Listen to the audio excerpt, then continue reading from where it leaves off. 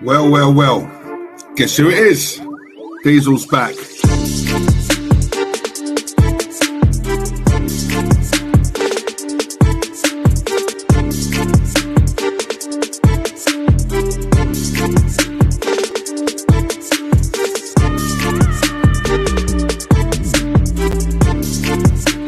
Join me, subscribe, but get the word out. Diesel's back, and he ain't going nowhere.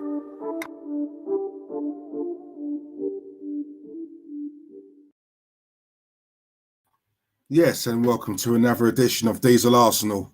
Back on the stream again. Hope we're all well, ladies and gentlemen, boys and girls, brothers and sisters. I hope we're all good.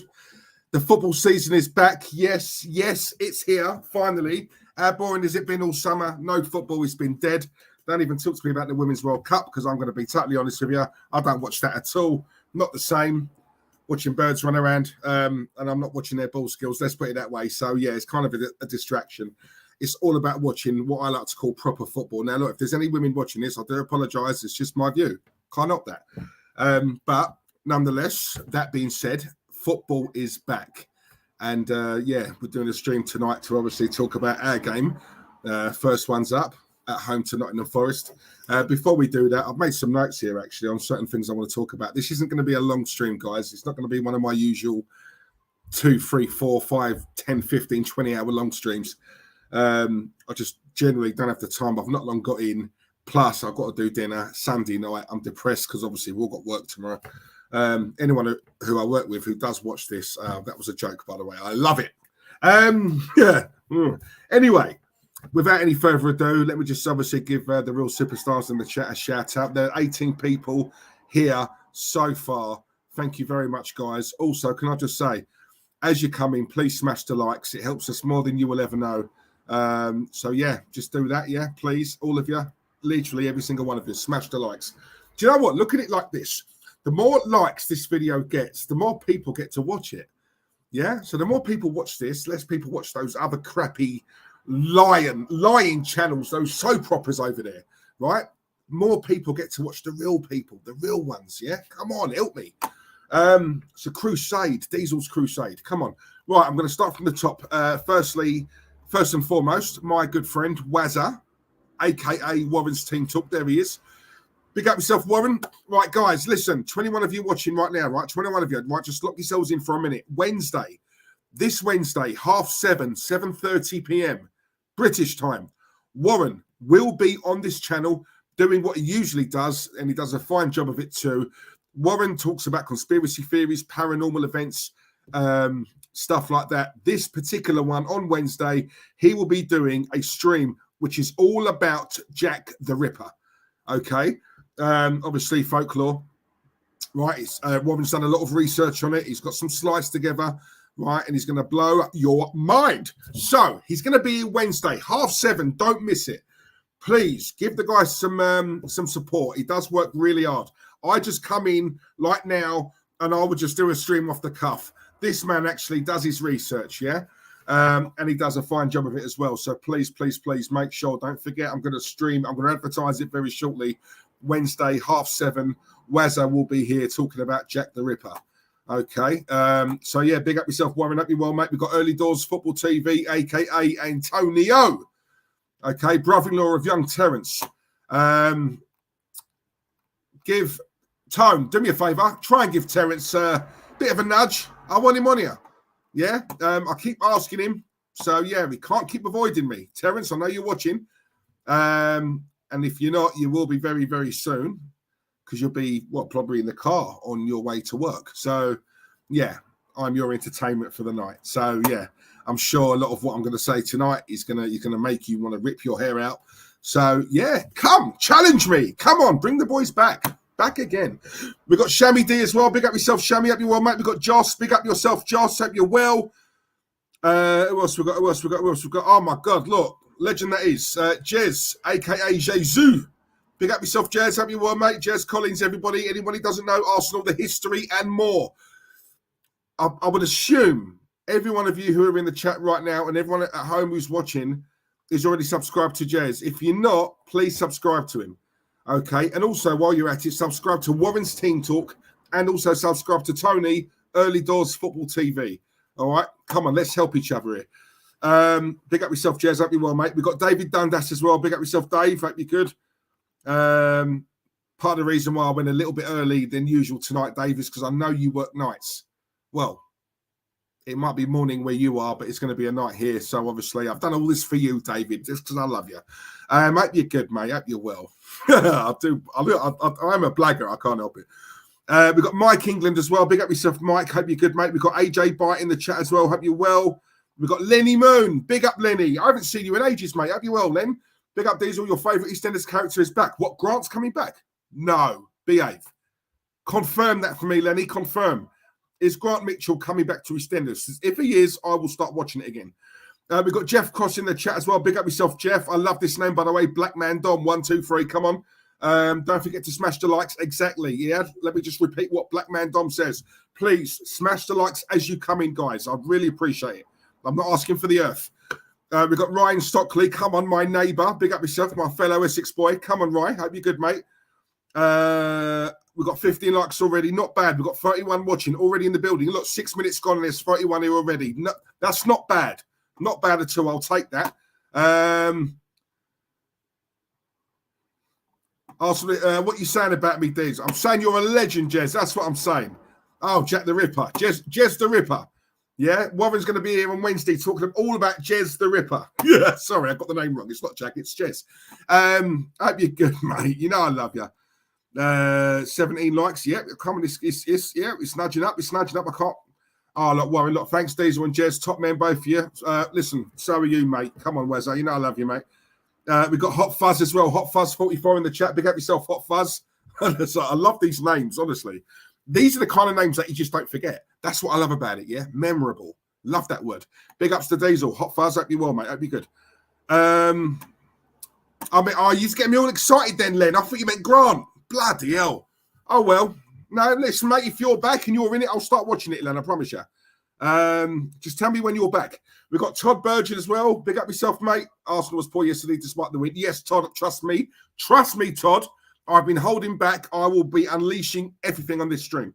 We've got Jack Weston as well. Big up yourself, Jack. Hope you're good, mate. And I think that is that it? Is that no, it's not. Static, my brother. Come on, Static. Hope you're well. Arsenal since 1987 as well. Diesel, big up, bro. 1987. I was 6. Blimey. 6 years of age. Joss, it was ropey at the end, but I'm happy because we won and 3 points is what matters. And I think that is about it. Right, I've shouted everyone out. Lovely. Right, 31 in the house, 31 in the house in the hizzy. Right, okay, yeah, well, let's crack on then. Yeah, let's crack on. Right, let's talk about this game that we all witnessed yesterday. Now, look, I said to you guys before, right, and you know me, I'm a man of my word. Last year, Arsenal fooled me. They will not be fooling me again. I will be holding this team and this manager very, very highly accountable this season. Yeah. And look, I'm sick and tired of everyone saying, oh, Diesel, calm down. It's only the first game. No. No more of this goalpost changing and narratives being made up or whatever. At the end of the day, right, the way I look at it is like this. We played, I don't care if it's the first game of the season. I don't care. If Arsenal turn up and Nottingham Forest turn up, guess what? We trounced them. Fact, right? 2 of our signings probably cost more than their entire team, right? I know it's not probably strictly true, but come on, let's be honest, we're not far off. This is a team we were playing yesterday, right, who were fighting relegation for the vast majority of the season last year, and who I believe will be fighting relegation again this season, yeah? Anyone who saw my thumbnail for this stream, I put these exact words, right? And I put it for relevance. Arrogance and a lack of respect almost cost us. And I stand by that, right? What I mean by that, guys, this is the problem I've got with our club, right? The problem I've got with Arsenal is this. Arsenal are not killers. They're not ruthless. Right, I watched that game yesterday, and for the first half, it was literally men against boys. They could not string 1 or 2 passes together. Every time we lost the ball, we hunted in packs and we won the ball back, and we won it back with ease. Right, with ease. We go a goal up. Good goal, admittedly. Eddie, don't rate him. yesterday does not change my mind one little bit, whereas it will a lot of the other Arsenal fans. We're saved. Eddie's back. No, let's not fall for that. But anyway, I digress. Then we go 2-0 up. Saka, banger, class, quality goal. And again, this is what Arsenal have been doing over the years. This is what we did a lot last season and the season before that. 2-0 up. Job's done, lads. Yeah? We can lay back now. We can relax. Job's done. Yeah? Yeah. Let's just see this out. No. This is what bugs me about this club. And I don't care if people are going to watch this and think, oh, Diesel's being OTT. He's been No, it's not. No, we keep seeing this. Arsenal are arrogant. The manager is arrogant. Let me ask you guys in the chat something right now. Let me ask you this. If, just say, for example, yesterday, right? First game of the season. Just say we was at home to Man City, Liverpool, Chelsea. Would Arteta have put out that starting lineup? I guarantee you he wouldn't have. No. You know why he did? Why he felt he could experiment? 2 reasons. Number 1, I genuinely believe he still doesn't know what his best 11 is. I do believe that. And number 2, we're at home, first game in front of the crowd, early kickoff. It's only Forest. See that there. That for me is arrogance. Yeah, it's arrogance, and arrogance is something that has really cost this club over the years, right? And that's a fact. It's a fact. It's arrogance, right? I'm sick and tired of this jack of all trades, master of none mentality at this club. I don't understand it. I don't get it, right? If it ain't broke, don't fix it. My problem is with Arteta and with Arsenal, all these square pegs and round holes. I get to an extent, yeah, why it's a benefit getting players who are versatile and they've got that versatility. I get that. But that really should only come into play if we have a really bad injury situation. If we've got players out injured and you've got to make do with what you've got, cool. Then I can understand why you would put him over there for a few weeks and put him down there and put him up there and put him spike again, honestly, right? I get it. But when you've got a squad that's fully fit, number 1, we got our business done early, right, this summer, right? And they've all been together pre-season. So number 1, let's have it right. By the time of yesterday, like the very first Premier League game of the season, you should know your first 11. You should know. You should have your team in your mind. You know who's who. You know what's what. You know who plays where, right? Thomas Partey, and yes, listen, I know it's a controversial thing, and I've been on here, and I have said, right, sell him, yeah, because I'm sick and tired of Thomas Partey, right? Throughout the season, he's the glue in the midfield. He's that enforcer. He's that boss. And then when it really matters, he goes missing. And he's not the only one. I know there are others. I put a big emphasis on Partey there. I go for him probably more so than most of the other players. You know why? Because he is a good player. And we have seen it. And I demand more from him than probably what I would the others. For me, the midfield is the most important part of the team. It's the engine room. It's the heartbeat. It's the heartbeat of the team, right? And we all said last season, right, he was the one. He was the glue. Anything happens to him, we are absolutely screwed. We have to keep him fit no matter what, right? Then I see him get bullied by Jack Grealish. And for me, that was the end. For me, I was like, you're getting bullied by a party boy. I'm sorry. You're meant to be this big boss, this enforcer. You look at Partey, he looks like a mean sod. He looks like a geezer who can have it, right? And I'm seeing you getting bullied and toyed with by Jack Grealish, the party boy. And I love Grealish, by the way. It's not a derogatory term, but let's be honest, he's a party boy, right? Now, when I saw that, for me, I'd reached the end. I thought, no, Partey, do you know what? Leave. Go. Just go, because his heart's not in it. Yeah, now, I've seen quite a few other streams, and I'll tell you something. I understand everyone's on Havertz at the moment, right? But going back to Thomas Partey, right, for a minute, how many times did we see him in that game just strolling back once the ball was lost? It really baffles me why no one really picks up on that. I don't really see anyone talking about that. He doesn't exactly bust the gut trying to get the ball back, right? He doesn't. And I said this to you guys before at the tail end of the season last season. I said to you guys, there is something not right with this guy. it looks to me like he doesn't want to be here. He's here in body, but his mind is elsewhere. I can't explain it. The body language that I see from Thomas Partey, right, in games, something not right. When you look, I can't explain it to a point where I genuinely thought, do you know what, this summer he's going to go. He's going to go. There's something's gone on. I don't know what it is, whether it's with him and Arteta, I don't know. He doesn't look right.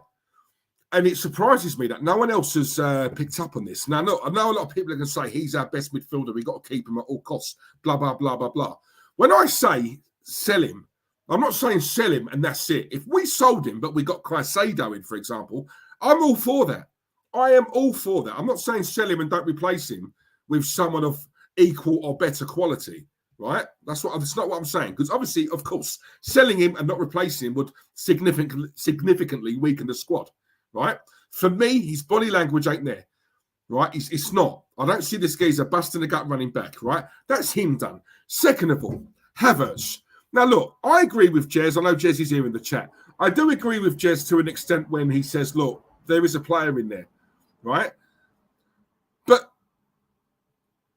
for me, when I was watching that game yesterday, and it's not just with him. I think this is with the Arsenal team as a whole. And do you know what? I never thought I'd say this, guys. I'm going to shock you guys, right? Because I'm actually going to make a bit of a statement here. Yes, I know it's one game. It's one game. I get that, right? But every game counts. We're not going for top 4 this season, right? Or we shouldn't be. This season, we need to be aiming for the league. Now, if we're going to aim for the league, every game counts. We can't have that mentality of, it's only the first game. They need a few weeks to get into it. No. If we get second again, or we're aiming to win the league and we miss out by 2, 3, 4 points, then every game does count, right? It does count. It's not about, time. No, we don't have time. That's no luxury we don't have now, guys. We got to now go for it. Last year, we set a precedent, and this season, we need to go one better. And they need to start turning up in every single game. Because I'll tell you something now. That game yesterday, right, big up to Longhead Yeti. I see you in the chat, bruv, right? No disrespect. Nottingham Forest are a poor team. I'm sorry. I'm going to be honest with you. They are. They are a poor team. That first half was men against boys, right? Now, if that's Man City, they are going in at half-time, 4-5-0 up. That's a fact. You know why? And this is the difference. This is why the majority of people will always say that it doesn't matter whether they've lost Gundogan, they've lost Mahrez, right? It doesn't matter, right?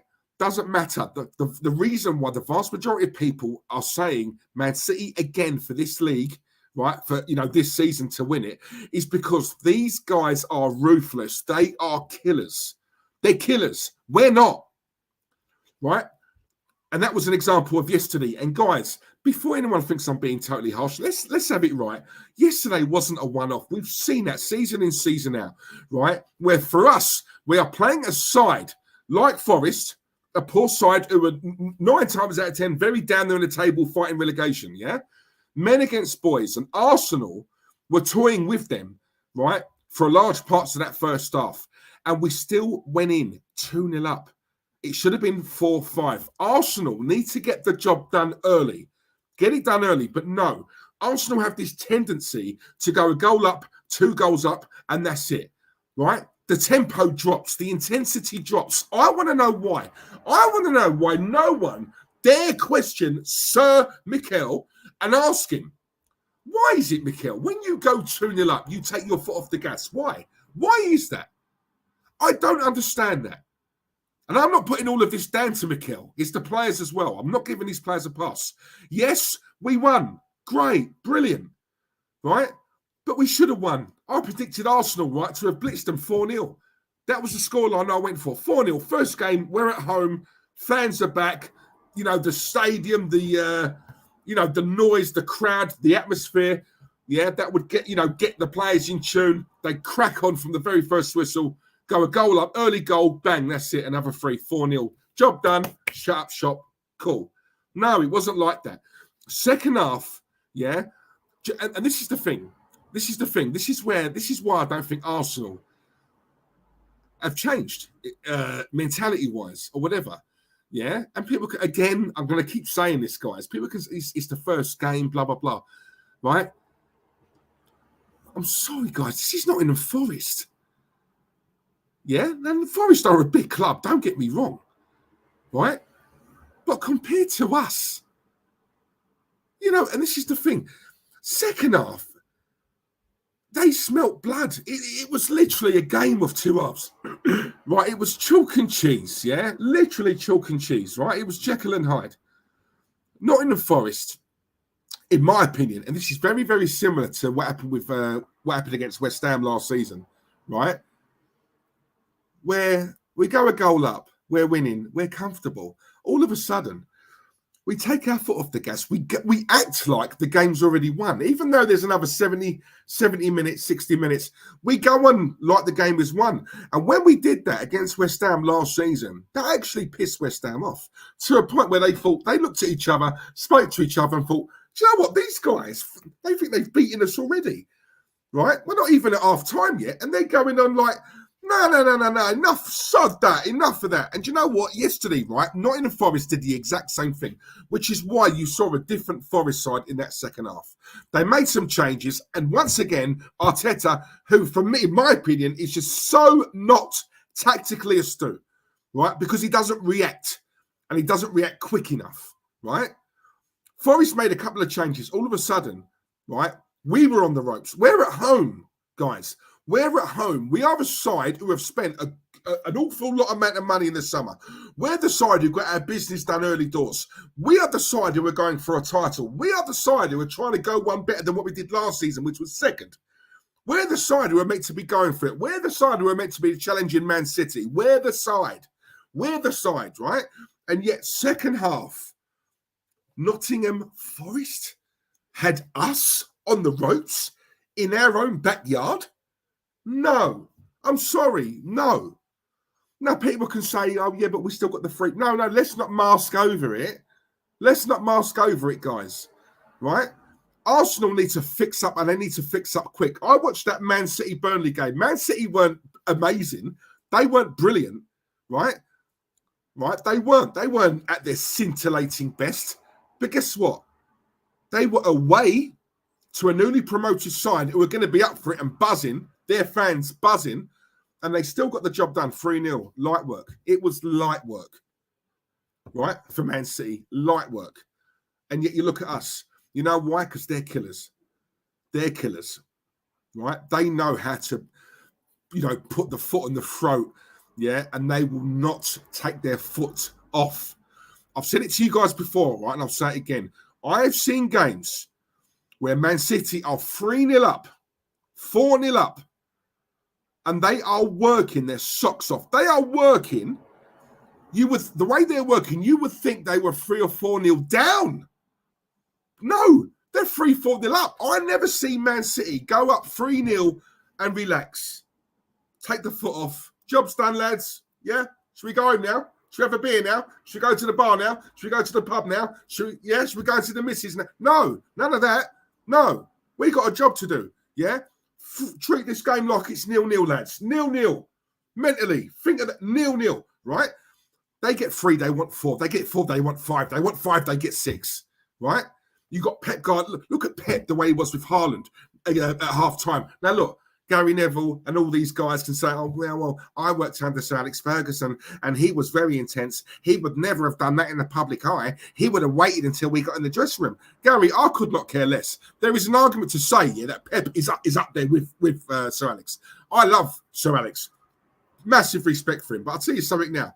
Pep is my dream manager. Pep is the one I would walk over hot coals for, right? If there was a chance, slight chance, I could get him to come here to the Arsenal, yeah? Pep is an absolute winner. They went in 2-0 up. Haaland got 2 goals, one away from a hat-trick. And Pep is still on this man's case. Still on his case. And he's already bagged 2 goals. That is a winner. This is the difference between us and them. This is what I'm saying, right? That attention to detail, right? I don't care if you've scored 10 goals in the first half. You made a mistake there, yeah? Don't let that happen again or I'll pull you, right? That is what I'm saying. That I never see any player look at Pep and tell him to go and do one or whatever. No, they don't. You know why? Right? Because it might annoy him, Pep talking to him like that. But at the end of the day, when they look over at that man, they see a born winner. They see a man who's been there, done it, won it, and he's still doing it to this day. This guy, no matter where he goes in world football, he will win because he's a winner. Attention to detail, right? They run through brick walls for this guy. Fact, absolute fact, right? But the main point of it, guys, they are ruthless and they are killers. And we need to be more like that. And it's not just one game. We saw this last season and we see it the year before. Have we got the squad, the team to be like that? Yes, in my opinion, right? We are a striker short. We need a banger up front. But I'll tell you something. These guys, for me, have got to stop being so nicey nice. Yeah? Less finesse, more grit. That's what I want to see sometimes. And I'll tell you something. That statement I said earlier on about, oh, this might shock you, blah, blah, blah, right? You know what that is, guys? The one thing I do miss a little bit, and not for ability, yeah? I'm on about, right, Granit Xhaka. Because I'll tell you something now, right? No, I don't want him back. Calm down, guys. I'm not saying that. What I'm saying is, one thing I've noticed, right, in that game yesterday, and also some of the preseason games as well. Yes, we've got technically, you know, good players technically, technical flex, skill, all that, right? But when I'm looking at this team now, I don't see that. When I said earlier on about less finesse, more grit, right? That second half yesterday, that first half was all about finesse, touch, and skill, and it's all pretty and Disney and Care Bears, fluffy dogs, candy floss, and all that, all those lovely, lovely things, right? Cool. Second half, we got to dig in. Second half, do you know what? Sod the skill and the flair, and we need to dig in. We need some grit here, boys. We need some proper, you know what I mean? Shite hazard, that sort of stuff, yeah? I didn't see that at all. These players for me are too nice. That midfield, I don't know what's going on with Partey. I don't. I look at Havertz, guys. I'm sorry. Yes, I agree with Jez. There is a player in there. But I'm sorry, guys. I know it's the first game, but we were playing Nottingham Forest, right? If there's ever a time to shine, Kai Havertz, it was in a game like yesterday. Show us what you're all about, because you, right, for the amount of money we paid for you, Havertz, you should be head and shoulders above this lot, and you should have showcased something yesterday where we look at it and think, okay, cool, yeah.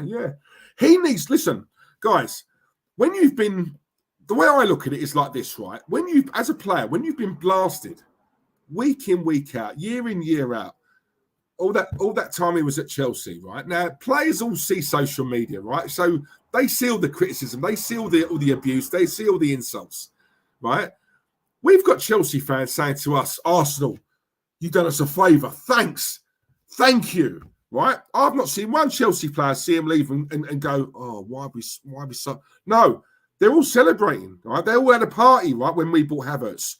That, for me, straight away, that's a red flag. Second of all, I said to you guys before, a few weeks I did a stream, right, a few weeks ago, and I said, you know what? There's part of me that thinks when I look at Havertz, I see a potential Ozil situation, right? Where there's this whole circus around Ozil, right? Arteta, in my opinion, has potentially screwed himself here, because I'll tell you something now. 65 million he's paid. He's paid big money. That's no small change. That's big dough. He's paid 65 million for this geezer. All right, Havertz is on 330 grand a week. Deep that for a minute. 330 grand a week. That is disgusting, right? Disgusting. So do you know what? When I look at what he's earning, I have every right to come on a stream right now, even if it is a game, and say, you need to fix up, and you need to fix up quick. We are going for a title here. I don't know whether you've only come here, oh, it's London, you ain't got to move house, and people have told me it's comfortable at Arsenal, this is where all the ex-Chelsea players go. No, sod all that. We're going for a title, Havertz. You either on board with us and you help us to win it, or you go. It's one of them. Now, Arteta has spent 65 million on this guy, right? Arteta can't drop him. Now, we all know how arrogant this man is. All right, if Havertz doesn't perform in the next 5, 6, 7 games, right, can you see Arteta dropping him? I can't, because that would be admitting he's wrong. That would be admitting, my God, it was my choice to buy this guy. I convinced the board to buy him. I convinced the board to part with 65 million to get this player over here. Yeah. and he's not doing the business. He looks, for me, too lightweight, and I've said it before. Right, there are certain players where you think, you know what, in the German league or the Italian league, they could possibly go over there and boss it over there, right? But when I look at Havertz, there was one incident, and this is one thing that really bugs me, guys. I'm sorry, I've got to get this off my chest, right? There was one incident in that game yesterday. What was it? Oh, it was a free kick apart, something like that. Or it might have been a corner, and I just see this guy, Havertz, just shy away from the ball. Like the ball was going to hit him, yeah? And I'm sick and tired of, like we had that with Aubameyang, pulling out of challenges, weak.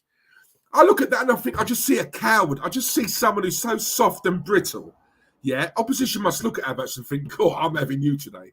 I am having you. I'm having you for lunch. I'm having you on toast, yeah? This is the thing. This is what annoys me, right, with Arsenal. I don't see any grit in that side. Xhaka, the one thing I would say right about Xhaka had that. Whatever he lacked in ability, yes, admit, yeah, he had a good season last year, right? No one can dispute that. He did. But with Xhaka, he had that little bit of bite, that little bit of bulldog. He had that little bit of something where the opposition are looking over and thinking, do you know what? I can bully him, I can bully him, I can bully him.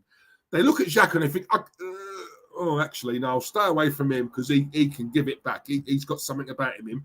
But yeah, we'll leave him alone. But yeah, I can bully him. Right? That's what Xhaka brought. He brought a little bit of that. Now that he's gone, I look at this side now and I just say, yeah, cool, they're 11 footballers, right? But where are the warriors? I don't see any warriors in that side. I don't. Now, look, guys, you know, the arrogance, and look again, you know, in the thumbnail, right? I say about the arrogance, but it was also a lack of respect. I don't think Mikel Arteta would have put out a side like that if our first game was against a big side, a Liverpool, a Man City, a Chelsea. I don't think he would have. I really don't. I don't think he would have put Partey at right back if we played Man City yesterday. I don't. Right?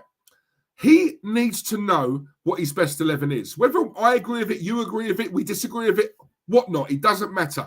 He needs to hurry up and find out what it is. And it's criminal that he doesn't know what it is.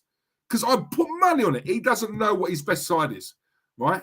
And for me, he's been in this job more than long enough now. He spent more than enough money. And he should already know, right, in his sleep, on the back of his hand, who makes that lineup and play people in their preferred positions, right? Partey, when he's on song, when he's on it, when he fancies it, he is our best midfielder. So why have you got him at right back and you got Tomiyasu on the bench? I don't rate Tomiyasu, guys, but he's more of a right back than what Partey is. Put him there. This is what I don't understand, right? Football, right? Let's be honest here. Football is a simple game. It's us who make it hard. It's managers who make it hard, harder than what it is. It's a simple game, right? It is, yeah? Seriously, right? The arrogance. And Arsenal, and do you know what, guys, right? I'm telling you now, right? What's that word? Record this or whatever it is, right? This will happen again. This will happen very soon. With regards to Arsenal, we'll go 1-0 up, 2-0 up, and they think it's done. They think it's right, we can relax now, we can lay back. Yeah, it's all cool. Yeah, done. Yeah, you good? Yeah, we can relax now. Yeah, we're 2-0 up. Yeah, we're going to walk it, lads. We're going to walk it. Yeah, calm down. Yeah. We out tonight? Yeah, you out tonight? Yeah, well, no. Stay on job. Focus. Yeah? This is what I don't understand about Arsenal. If you get 2, go for the 3rd. They were there for the taking yesterday. Long-haired Yeti, right? Now, this guy is in my chat room right now. He is an actual Forest fan, right? Even he, I'm sure, would admit that first half, men against boys, it was a case of, blimey, how many are we going to concede before we walk in at half-time? It was like that. It was so dominant. They could not get the ball off us. They could not string 2 passes together. Right? All we had to do was stay on job and go for the throat. Go for the throat. At one point, we had our foot on the throat. And guess what? We gave them a helping hand. We took the foot off. They smelt blood. They felt insulted because, guys, the opposition, they're not stupid. They know. Right, hang on a minute. For the first 35 minutes, Arsenal were proper on it. Yeah? The intensity, the tempo, they were on us. The minute we got the ball, they're surrounding us. I couldn't pass to you or you or you because they're on me, right? Then all of a sudden, Forest get a bit of space. Oh, I've got time on the ball. I never had time on the ball in the first 40 minutes. Now I've got time to get the ball, look up, see a teammate, and pass. Yeah, I couldn't have done that in the first 40 minutes. Now, when they all start talking, they'll look at this thinking, "Hang on a minute, do Arsenal think this game's done?" Because that's what it's looking like. They think this game's done. And do you know what? They all talk amongst themselves and think, do you know what? We're only 2-0 down. We're still in the game. Right? If we get a goal back, we can proper give it to this lot. And so they did. And when you look at the second half, guys, again, this is what I say about chalk and cheese, Jekyll and Hyde. The second half, yeah, is reminiscent of what we've seen with this side over the past few seasons. Right? They're not killers. They're not. They are not killers and they are not ruthless. And you need those two things in order to win a title, right? And if you haven't got that, you're not going to win a title. It's as simple as that. It's as simple as that. They should be, after what happened last season, right, should have hurt this lot, should have burned them. It hurt us. Did it really hurt them? Yeah, full time. Once again, I'm seeing these players laughing and joking amongst themselves. Now, listen, not so much on us because we won the game. Yeah, but I'm looking at these Forest players and I'm thinking, you've just lost 2-1. How are you laughing and joking? And do you know what? It's not just no, scratch that. It's not just Forest. It's both of them, Arsenal and Forest. I don't even care if we won. Right? At the end of the day, keep that in the tunnel. Because I'm sorry, guys, I'm old school. That just bugs me. That really bugs me, right? Players, the minute the full-time whistle goes, they're over there pally, laughing and joking with each other, irrespective of what the result is. Yeah? It would never have happened back in the day. Never. Right? Whatever went on in the tunnel, cool. Do what you got to do. But we can't see it, so it's cool.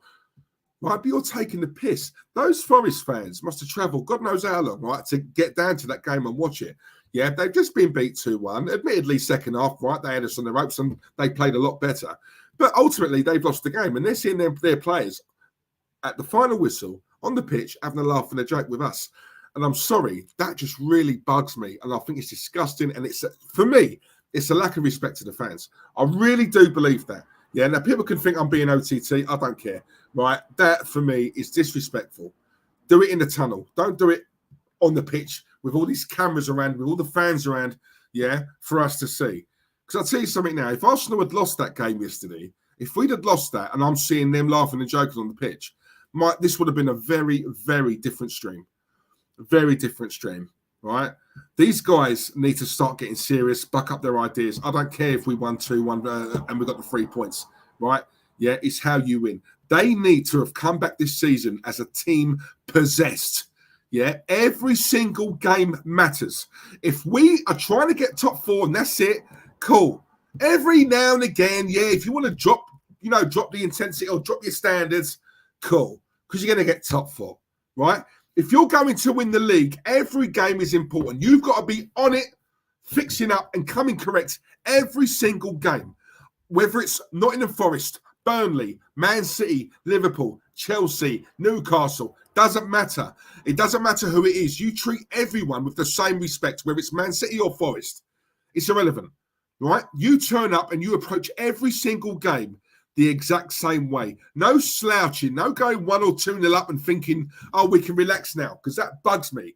That is not what champions do, right? That is not what winners do. Winners put a foot on the throat and they keep it on the throat until you are knocked out. It's as simple as that. It's as simple as that. Arsenal, for me, are too nice. They are too brittle. They are too soft. And I've seen some of these pundits that actually said that they still have that little soft underbelly. And that is a fact. They do. Right? Yeah, they do. It's as simple as that. Right? I see it. I see boys in that team. I don't see men. I don't see warriors. I don't see battle-hardened players. I don't see players who, do you know what? When it's nice, yesterday, the first half, didn't really need warriors. We were blitzing them. Well, we was all over them, guys. Yeah, playing proper football. Lovely, sweet, nice. Second half, you see how a game can turn. See how a game can turn like that. Yeah, when Forest actually think, you know what? We should be 4, 5, 6-0 down, but we're not. Right? They've taken us for granted. Right? They've had chances. They've missed them. Yeah, they've taken us for granted. Do you know what? We're still in it. We're only 2-0 down. We get a goal back early doors, and do you know what? We can actually give this lot a game. And that's exactly what they did. Right? Now, then the balance changes. Right? It now shifts. Right? The game changes now. Now, it's less about skill, technical flair, and all that. It's now about grit. Keep in the game. Protect your lead. Okay? Protect it. Right? And battle. That geezer who come on, Aino, whatever his name is. As soon as he come on, he ran the show. Yeah? Quick, rapid. And my worry is, yes, we got away with it, 2-1 in the end, got the 3 points, cool. But you know what? We're not playing Nottingham Forest every single week. We will be playing teams who are a lot better. Yeah? And other teams who are going to see that are going to think, oh, right. So that's how we can exploit Arsenal. That's how we play against Arsenal. That's how we deal with this lot. I've said it before, guys, right? And I stand by this. We will never, ever have an easier chance of winning the league than what we did last season. I genuinely do believe that. Genuinely do believe that. Because no one saw us coming last season. I thought we'd finish 7th. I think everyone, no Arsenal fan I know said we were going to come 2nd. No one, right? We took a lot of clubs by surprise last season. Well, guess what? This season, we won't. This season, they know all about us. They know all about what we're about, and they know what we're hopefully aiming for, and that is the league. And teams will be more well-equipped to play against us this season. That's a fact, right? These guys here, after what I saw yesterday, 3 points, cool. 2-1, cool. Yeah? But at the end of the day, guys, that second half worries me. That attitude worries me. That mentality worries me. And the one thing that I go on, and I'll come to the comments soon. I promise you guys. I'm sorry. I'm on a rant. Right. The one thing I always say on this channel, guys, is it's always about me. I mention this all the time. It's mentality and its standards. Right. But the mentality for me is key. Right. I don't get why they switch off once they go 1 or 2-0 up. I don't understand that. But that is exactly what they did yesterday. And that shows me they've not learned a thing from last season. Not learned a thing. Many a time we've done that. And sometimes we got away with it, and other times it bit us in the ass, right? It's as simple as that, yeah? I don't get why. It can't be a fitness problem, right? They're all athletes. They're all fit enough. Why do they drop? Why do they start off like a steam train, get 1 goal, get 2 goals, and then all of a sudden, it's always around about 2-0 when they all of a sudden we see a drop, and they're like, relax, right? 60, 70 minutes still to go in the game, and they want to lay back and relax like it's done. Yeah? I'm sorry. No. If I was your position, I would take that as an absolute piss take. Absolute piss take. Same as like what West Ham did. West Ham, if anyone who remembers, in that game, they were more or less dead and buried. We was all over them. And look what happened. It's a carbon copy of that game, right? Where we go up, yeah, right? We start winning, and all of a sudden, we take our foot off the gas, relax. Right? Relax. And all that does to the opposition is it winds them up. It annoys them. It makes them think, do you know what? They must think that little of us. Yeah? That little of us. They're disrespecting us. They think the game's wrapped up already. Right? Nah. And then all of a sudden, that opposition, they then find that extra 15, 20, 25%. And then they start coming out to play. I said it to you guys before, and I've always said this, right? Yeah? What's the example I use? Arsenal are like a boxer. They are punching, punch, punch, punch, punch. And the geezer who they're punching just stands there and takes the punches. But guess what, guys? As much as Arsenal are punching, these aren't what you call knockout punches. These are just little jabs, little swift jabs. Eventually, that boxer, that club, that man, whoever it is, eventually, they're going to stand and think, do you know what? I'm just standing here letting them punch me. Nah, sod this. The minute that guy starts punching back, my God, do we feel it? Do we feel it? And that is exactly Arsenal. Yeah? Arsenal. I liken this lot to flat track bullies. I really do. Right? I'm sorry. I just don't like the attitude. We all know, every man and his dog knows, if that was Man City yesterday, that would have been 4-0 at half time. Minimum. 4-0. 4-0. Right? I'm telling you now, because they don't give up. They don't give up, guys. They don't go 2-0 up and then relax. Yeah, they've got a manager who will not allow them to relax. And that is the difference. That is the difference. right? Everyone goes on about Arteta's animated on the touchline. Have you seen Pep? Right? Pep makes this guy look like an absolute choir boy, right? Like a deaf mute, yeah? Right? You want to see animated? Watch Pep. Pep, that he's relentless. He don't listen. When I say to you guys, right, and I've said it to you before, yeah, they're 4-0 up. I'm seeing this guy go mad. They're 4-0 up. Man City are 4-0 up, right? And Pep is going. They've done something wrong, or they've missed a sitter, or whatever.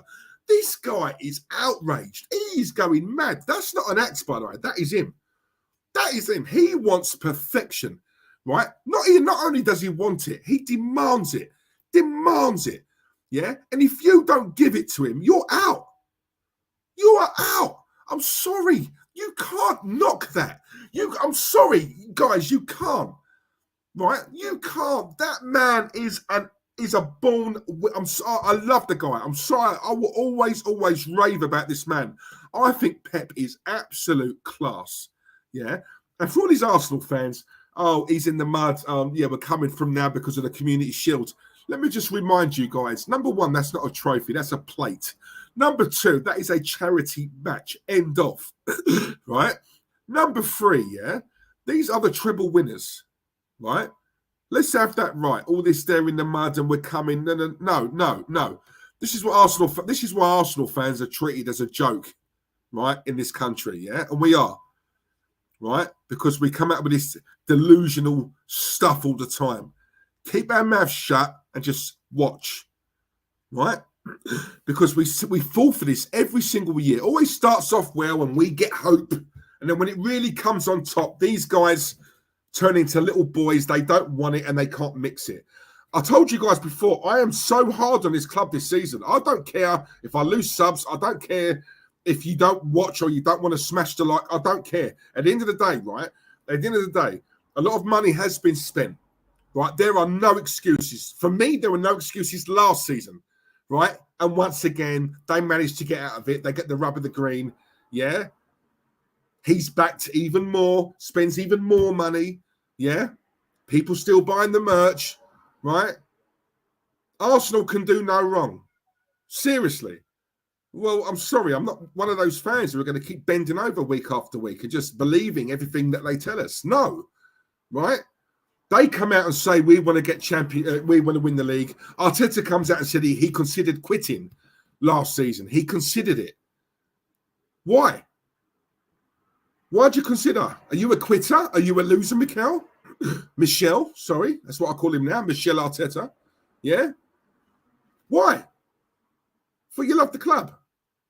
Yeah? You come close and you want to quit. That's just more about you than anything else, my friend. Right? If you're that good and you're that arrogant and you think your shit don't stink, well, I'll tell you what, go and do it again this summer, this season. Go and do it again. Because you've got a better squad now, apparently. Yeah?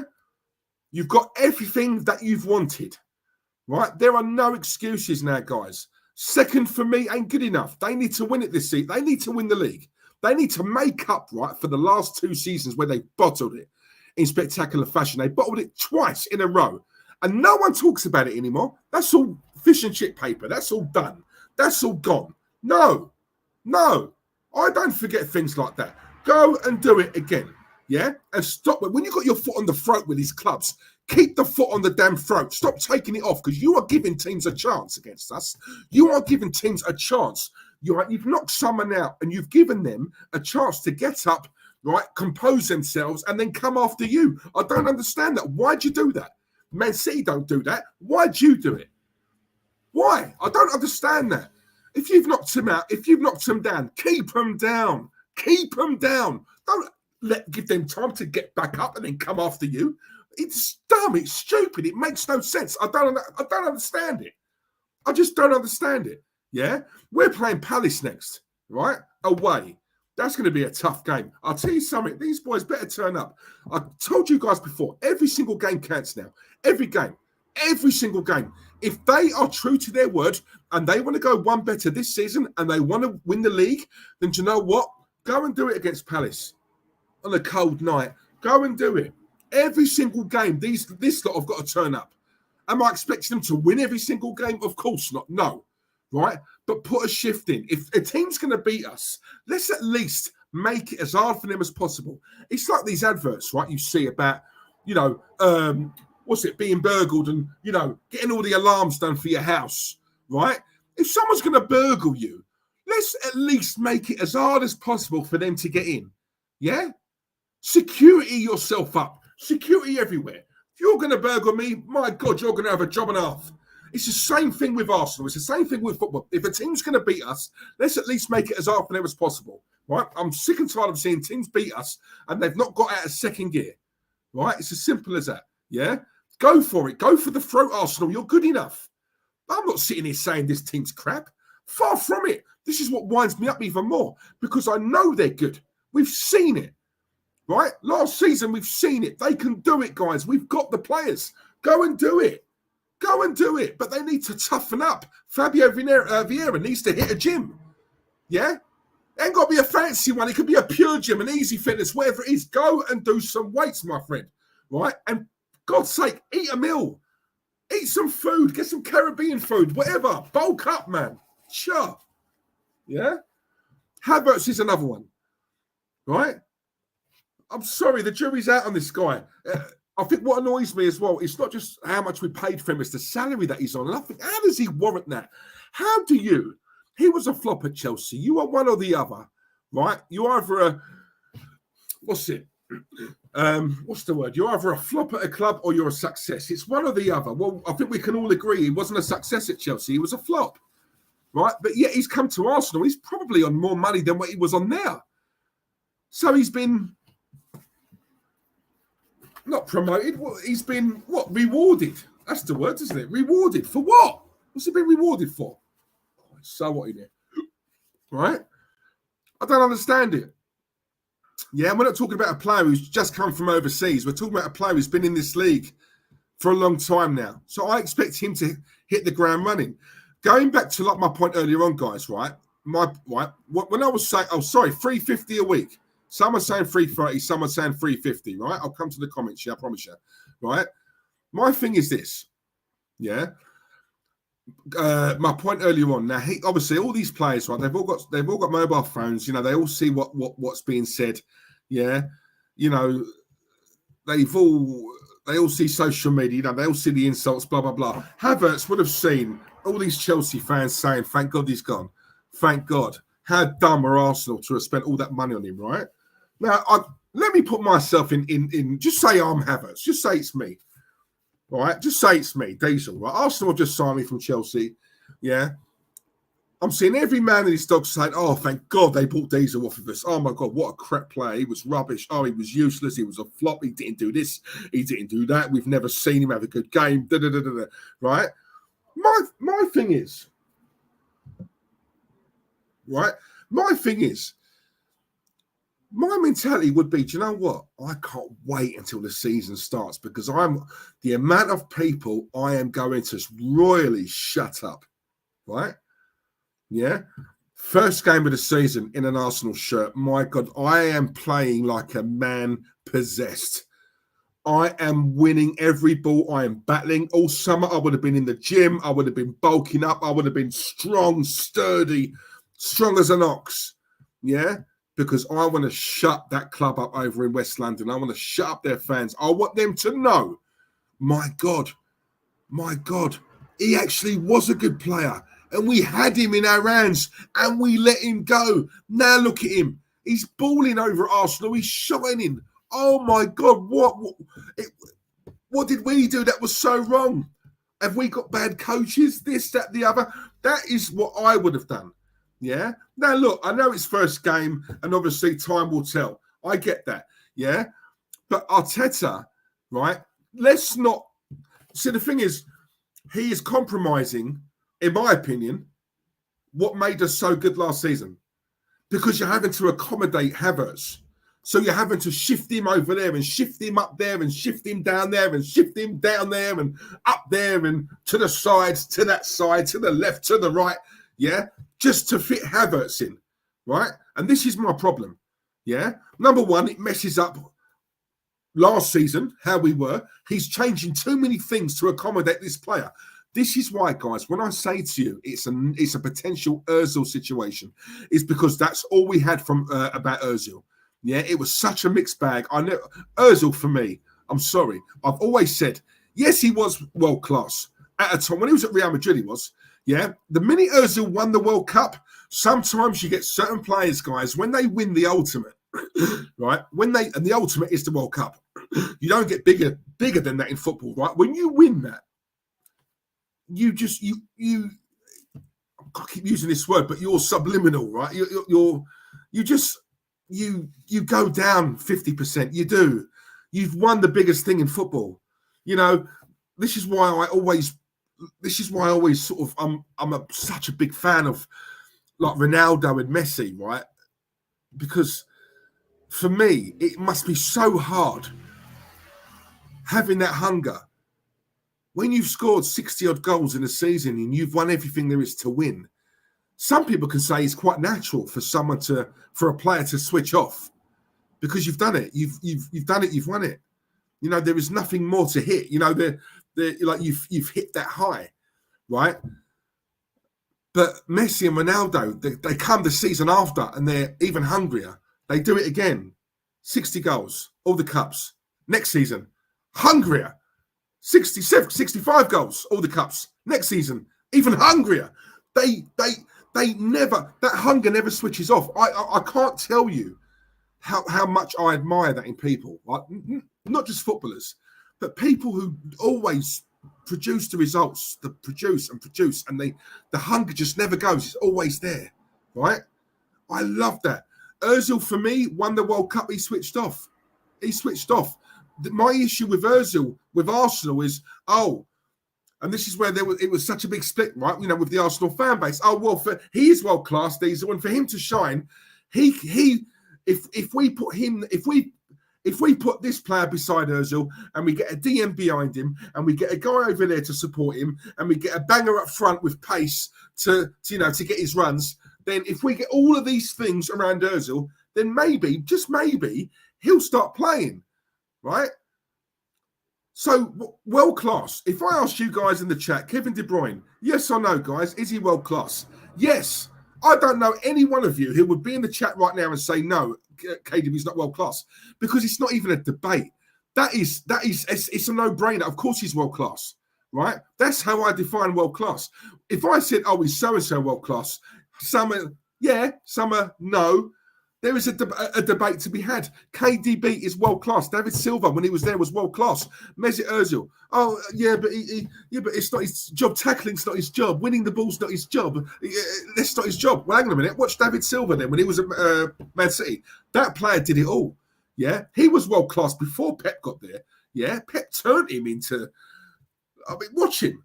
Running back, getting the ball, winning the ball, passing here, there, everywhere, right? His defensive duties. This player was doing it all. Bernardo Silva, another one, does it all. World class. It's not even a debate, guys. It's not a debate, yeah?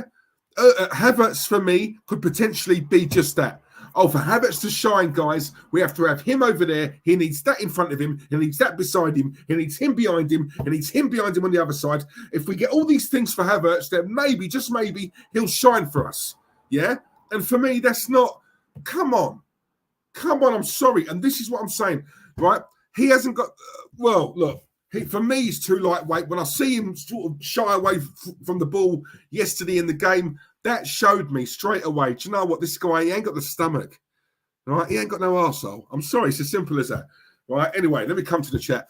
Blimey, 58 minutes gone already. Right. Right, let's go to some comments. Guys, as I said to you earlier on, please smash the likes. Smash the likes, yeah? Please do that for me. Right, 55 people watching right now. Please smash the likes. Manny, I see you in the chat, mate. Hope you're well. Big up yourself. Longhead Yeti, big up, mate. Big up, Diesel. If we put those subs on earlier, we could have nicked a draw, possibly even a win. Do you know what? That first chance you had, was it Brennan Johnson? Mate, I'll tell you something. If that went in, boy, we could have been talking about a different game here. I'm telling you. Jez, in 1987, he was 26. That makes me feel old. Blimey. You look younger than me, Jez. Come on, you know that. Longhead, yeah, when you drop gears, it's hard to turn them back up. Well, my answer to that then is don't drop them. I just don't get it. I don't understand it. Yes, Diesel, no one should accuse us of being negative. No, exactly. Listen, look, the thing is, Manny, right, and I say this all the time, you know, we are in a world now where, you know, the truth hurts, right? And there's a lot of, over the years, and I'm going to talk about men specifically, because obviously I don't know about being a woman, right? But obviously women as well. But we've got people now, these modern world, people are too soft. They're soft, right? And it all starts off in the schools. It all everyone gets a medal. Just because you participated, you get the trophy and you get the... No, I'm not into that, yeah? In the school, that's where we should be building winners and making winners. And, you know, not this, as long as you take part, that's what counts. And no, you know, you've got a C in your exams. At least you took part. No, I'm not into that rubbish, right? A+ or nothing. You know, it's second. Everyone's raving about second place. Well, no, it's for me, it's first or nothing. I don't do seconds. I'm not into seconds. You know, it doesn't. It's not. Listen, the record books don't show that. It's like when when Arsenal beat a team or someone beats us. Yeah. And I've got fans who, you know, I've got friends who are maybe Tottenham fans or West Ham fans or whatever, you know, and yeah, we beat you 1-0. I can't sit there and say, well, yeah, you beat us, but yeah, we outplayed you.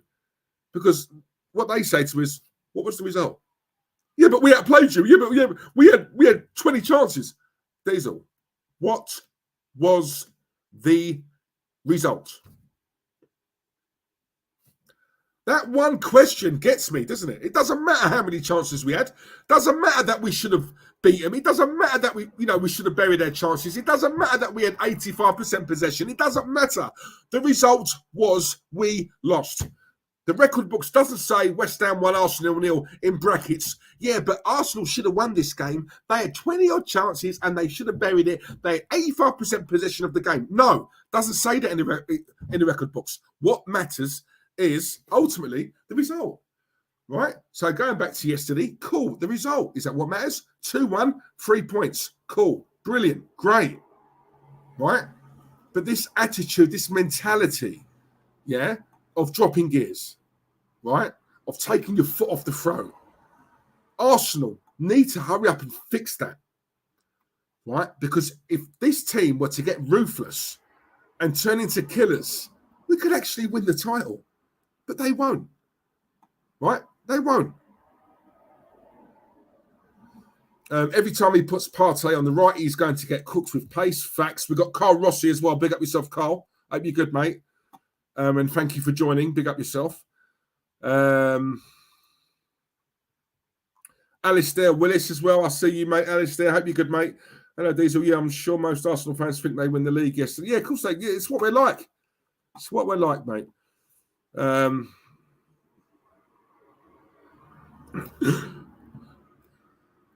Absolute waste at right back. Yeah, listen. I think we can all agree. When we saw that lineup come out, we thought, "What is he doing?" And then I see Gabriel on the bench. I see Ben White at centre back. What is this guy doing? And again, I had to question it. Would he have done that if we was playing Man City? No, he wouldn't have. He would not have done that. So again, it's a lack of respect because it's only Forest. Oh, it's only Forest. Yeah, we're going to piss that. I can play who I want, where I want, because it's only Forest. I'm sorry. He just doesn't learn from me. Static, Diesel, Partey was not a right back. The amount of excuses I heard about that repeat. Yeah, he's not a right back. Everyone says he's our best midfielder. If that's the case, you're putting our best midfielder at right back. Why? When you got Tomiyasu. Do you know what? Let me ask you. If his mentality is, it's only not in Forest. Well, if that's the case, put Tomiyasu there then. Put him there. Right? Even we got Cedric. He's still at the club, right? Cedric, where was he? He's a right back. Put him there. Like, I just don't get it. Noel Kane, big up yourself, Noel. Hope you're well, mate. Excuse me. We've got Kabir Adden in the chat as well. Big up yourself, Kabir. We've got Connor, aka Conrad, my guy. Hope you're well, mate. Hope you had a great. Thank you, Conrad. Mate, do you know what? I'll be honest with you. I didn't do much. I had a quiet one. I'm getting old now. I don't go out. If I'm honest with you. So yeah, it's just another day for me, mate. When I was younger, obviously I used to celebrate my birthday no end, but now it's just another day. It just depresses me. Do you know what I mean? So yeah, that's what it is, mate. But yeah, it is what it is. But I look quite good for 42. I can't lie. But thank you, mate. Hope you're well, Con. Hope you're good. Hope you're good. David, Arteta has had months to know his best team and arrange to play. What's with all the disco dancing on the sideline? Fact, Carl. Too often there are performances which seems to be totally without vigour and clear direction. Arsenal, when it's going their way, they're fine, right? When there's a little bump in the road, it's like they can't handle it. They don't know what to do, right? And if anyone who thinks we're going to have a season like last season where we just brushed, teams aside, people need to understand because of the season we had. And again, I'll say it, we took a lot of people by surprise last season, right? Now, teams are going to have that extra edge to play us. Teams are going to be up for it that little bit more to play Arsenal, purely because of what happened last season, right? And they need to be prepared for that. And again, it's. I know there's people watching this right now thinking, "Blimey, hell, Deez, I like you, mate. I do like you, Deez. I love watching you. I love your channel, but come on, bruv, it's the first game of the season. Calm down, right? Look, I kind of get it, guys, but again." It's not a one-off, though, is it? We saw this last season, and this. There will be games we're going to go 1-0 up. Look, I'll tell you what. Just clip it then. Clip what I'm saying right now. It will happen again. We will go 1-0 up, 2-0 up, and at 2-0, I guarantee we will take our foot off the gas yet again. Take the foot off the throat, and we will allow the opponent to get up, find their bearings, and then they're going to come for us. Just watch. And when that does happen, I want each and every one of you to think, Diesel said this on his stream that time. 13th of August. It was a Sunday night, it was. Sunday. Yeah. That's what I want you guys to do. Anthony Smith, big up yourself. And I hope you well, mate. Yes, Diesel, it's been a long time since I've been on here. How you keeping, mate? Blimey, I ain't seen you in a minute, bro. Where you been? Huh? How dare you leave me? Now, listen, you're in there. Cool. I'll let you off. See? Boomerang. Warren Grant, big up yourself. Warren, hope you well, mate. When it got to 2-1, I thought, oh, no, here we go. Yeah, listen, they had us on the ropes. Do you know what? You know what it is as well? I don't know what it is. I kind of, and I know this is probably an arrogant, well, it's not really arrogant, is it? But really, but in my head, I'm thinking, do you know what? We're Arsenal. We're at home. We're at the Emirates. 60-odd thousand fans. All you can hear, like when you watch it on the telly, all you can hear are the Arsenal fan. They don't shut up, right? The atmosphere sounds like it's buzzing down there, right? Absolutely buzzing. That must transcend through to the players. It must do. And this is what I don't understand. When I see the gears drop, when I see, I can only put it down to arrogance. I don't know another word for it, right? They like complacent, complacent, arrogant, a lack of respect for the opposition. If it's 80 minutes gone, there's 10, 15 minutes left, and we're 3-0 up. All right, maybe to an extent, but not when you're 2-0 up, because that's a dangerous scoreline. Everyone knows that. They get one goal back, right? Their tails are up. We get deflated, and they're on us, right? They're on us. And I just don't understand why we do it. I want someone to ask Mikel, why do we drop a gear or two once we go in the lead? I don't get that. Why are they not killers? Joss, completely agree with you there, Diesel. Before Forest scored their goal, you could tell it was coming. Arteta needed to make changes faster. And I'll tell you something. When Arsenal are in the Champions League, I'll tell you what, it's literally, we're talking chess and checkers, right?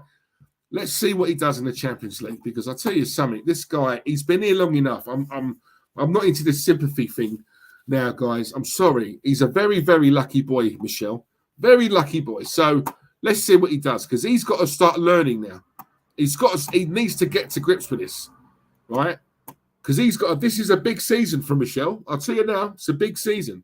It's a big. Anyhow, we don't deliver.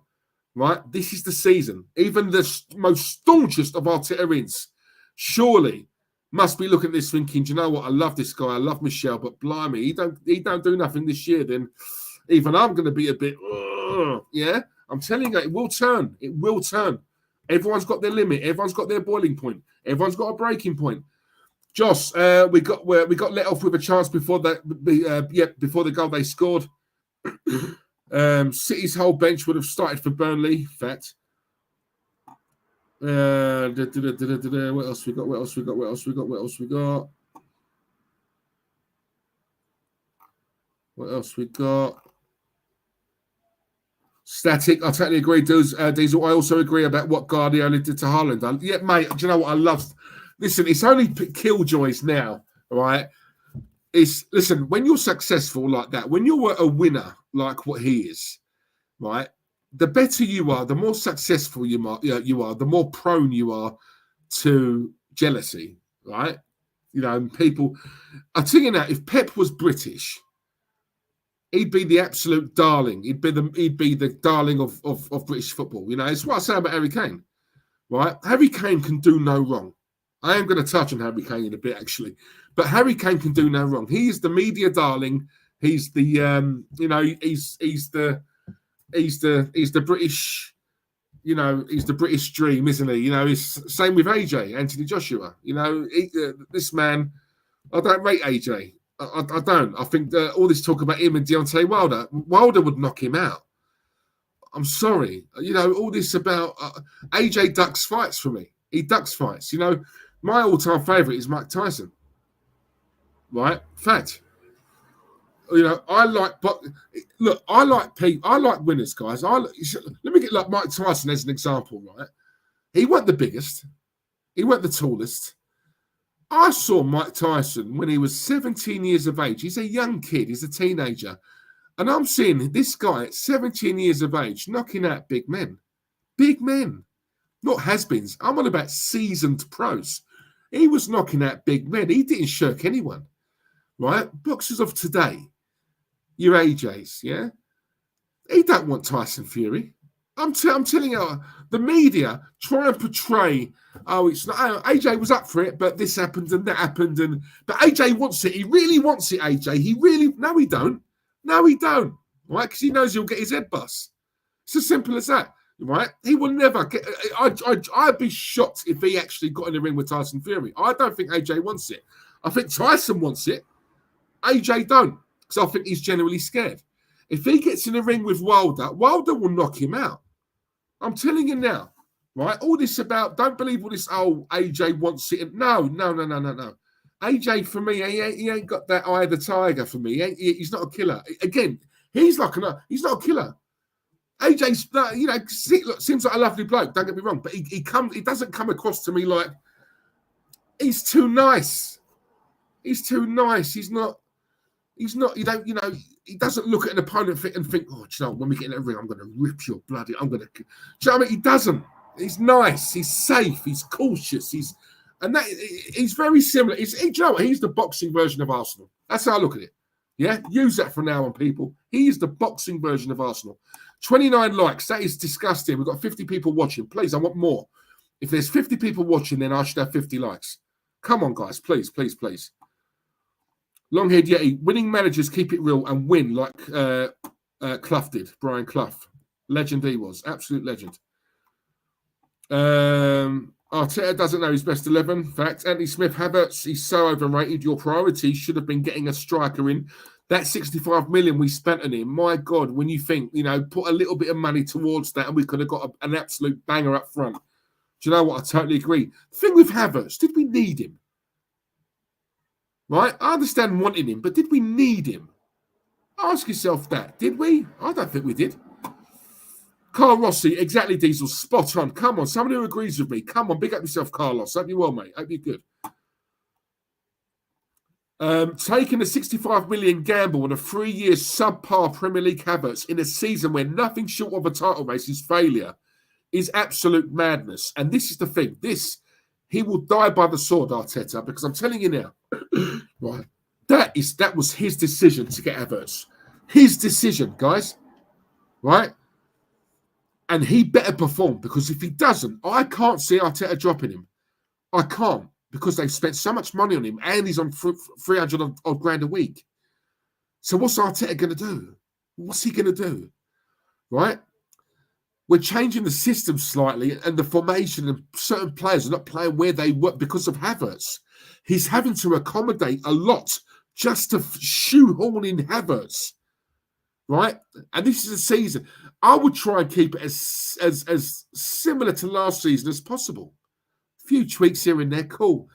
But when you look at the amount of accommodating this guy is doing just to shoehorn Kai Havertz into the side, it doesn't make sense, right? But Arteta is arrogant.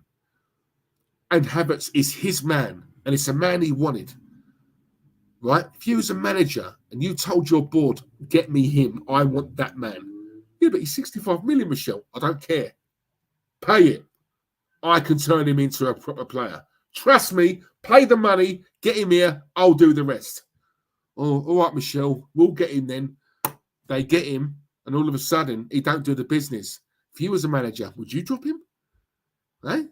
Because you know you're going to get the board saying, well, hang on, we're paying this guy how much? And he's on the bench. What? This is the man you wanted, Michelle. Well, we'll see what me. Dazzler, Bobby Dazzler, Darren Sullivan, big up yourself down. Happy one, mate. Havertz is a striker, not a midfielder.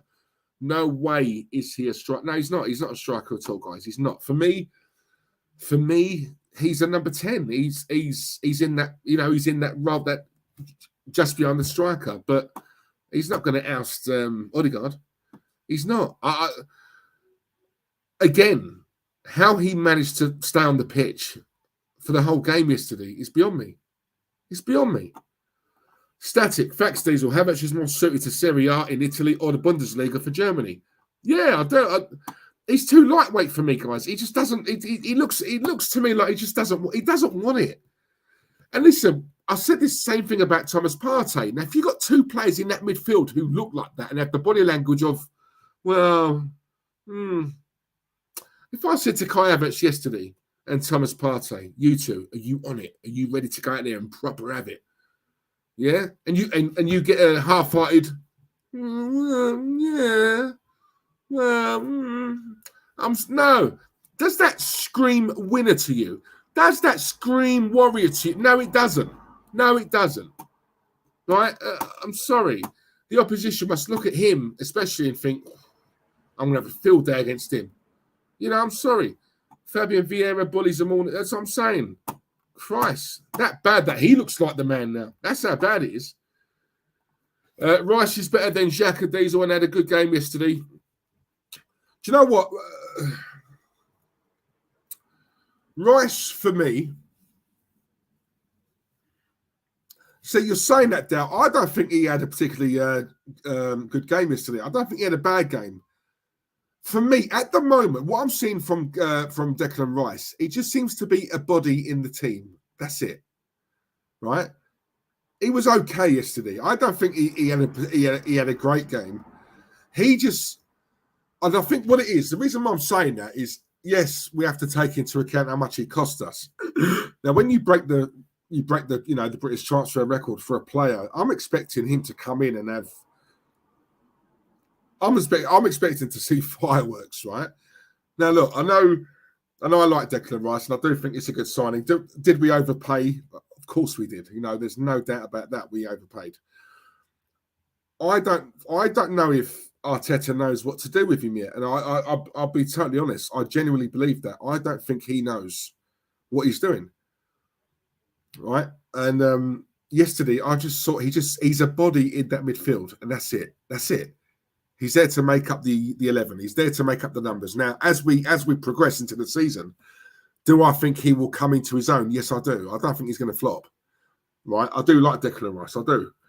Slightly overrated in my opinion, but I do think he's a good player, and I do think he will get better. But from what I've seen so far, I haven't seen brilliance. But yes, new system, I get it. West Ham and Arsenal, you're talking chalk and cheese. I totally get that. two totally different football styles. But you know what? Not so much on Declan this. I do look at the manager and think, what is your plan with him? What are you looking to do with him? Right? Pick one and stick to it. Because what I don't want is Declan Rice 1 week is doing this, then he's been asked to do that, then this, then that, then this, then that, then this and that. For him to realise his true potential, pick one and work on that every single day in training and make sure he turns up in the game with it. Simple as that. Just do that. Yeah, and then hopefully we'll see this guy elevate.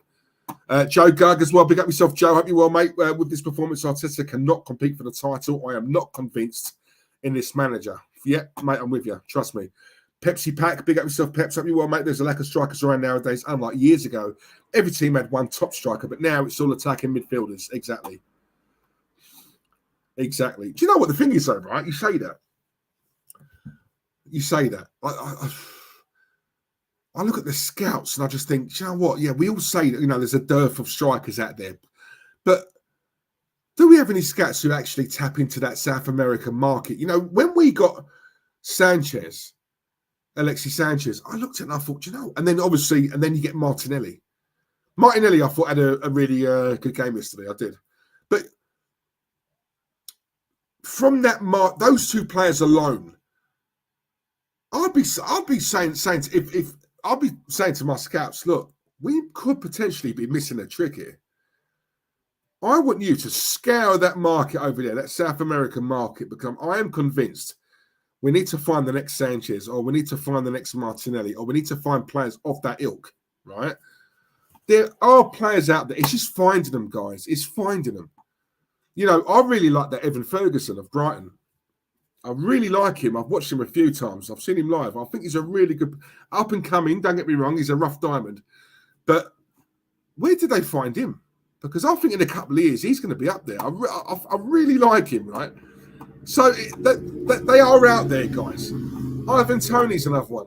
Yeah, I'll buy him now. There's talk now about Spurs going for him. I'm sick and tired of people saying, yeah, but he's on a ban. So what?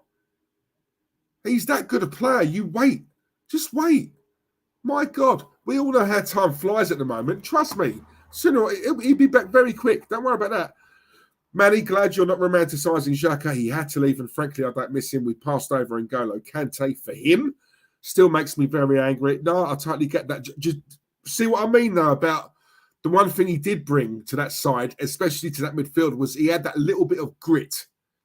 Yeah, that little bit of grit. Whereas I look at the midfield now, I just don't. I don't look at anyone and think, right, he's going to take on that Xhaka role in terms of, you touch my mate, I'll touch you. He's not. I don't see any players now who are like that, who have filled that void. Yeah, I think that's probably the best way of wording it. Warren, but Havertz is no better to me than Eddie. He is not an A-grade striker. Listen, mate, I'm with you, Warren. I don't care if Eddie scored yesterday. I don't rate him. He's not. I'm sorry, no. I don't think he's not crap. I wouldn't say he's a bad player. He's not Arsenal level. Championship, I think he'd smash it. Yeah, I do. I think in the Championship, I think he'd do well. Joe Gug, Arsenal are flat track bullies. As soon as a team gets in their face, they do not fancy a scrap. Exactly my point. So when I talk about players like Xhaka, right, it's not so much football ability. That's not what I'm talking about. I don't miss him. I'm just saying, he was the one who would be up for a row. Of all those players there, when it really come to the crunch and it really come to the, scrapping in the game, you know what I mean? There's, the dark arts and stuff. Xhaka's the one who you'd think he'd be first in line to have some. Who wants it? I think with him gone now, I don't see anyone in that side who's, when it comes to it, or if it gets on top, who's going to stand up and say, right, you want it? Come on in. I just don't see a player in there who's like that. I don't.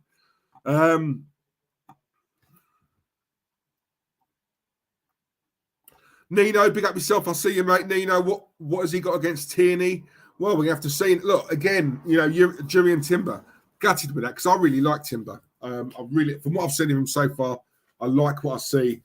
The rumour is he's going to be out. It's a calf injury. The rumour is he's going to be out for about 4 to 6 weeks.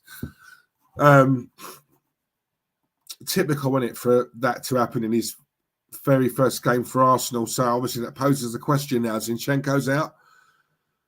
Tierney, look, I said to you guys last season, something's gone on. I said to you, I was